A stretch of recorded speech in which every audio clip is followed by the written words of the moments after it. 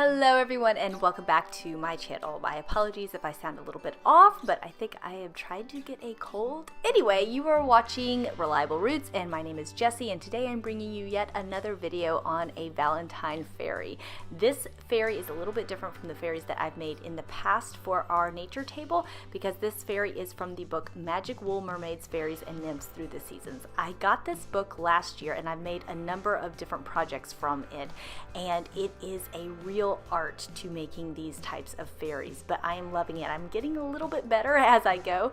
Right now you are watching the hardest part about making these fairies, and that is just making the body shape, because the felt can go everywhere and it takes some practice. It's a little bit of an art, but basically I just took some alpaca wool that I got locally a long time ago. I got a whole big bag of it for like $15, and with that I made the head, and I will leave links in the description box below for the book and for where I got the different colors of felt. All of that came from Amazon. So after I made the head, I'm just going to attach it to the pipe cleaner, and I'm doing that using some wool, and you see the sharp needle in the picture that I'm using. That is a felting needle. If you've never used those before, they have little indentations on them to kind of pull the wool fibers together and kind of seal them so that they stay in place.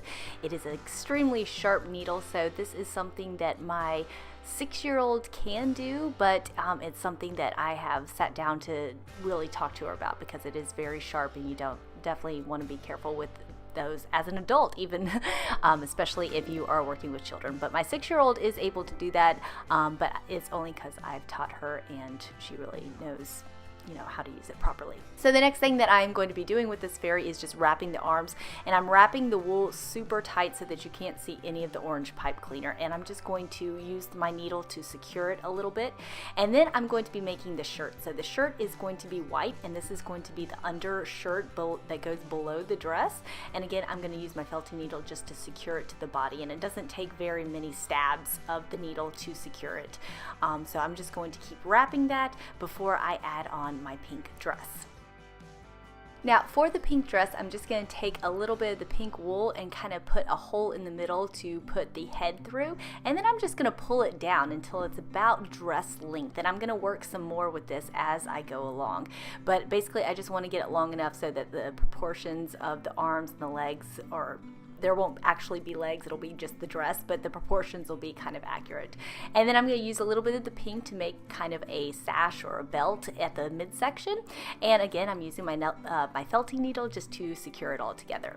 Next comes the fun yet artistic part of the hair, and trying to get the hair to look right and not look splotchy can be a little bit of a challenge, but basically I just did the same sort of thing of pulling the wool felt around the head and securing it with my needle. Now you can see the little indentations with the needle wherever I do that, so I just took a little bit of that yellow felt to make a bun on the top of the head to just kind of cover up any of those, and it also looks really nice, and I'm going to add some beads into that in a little bit to just add some fun looks to her.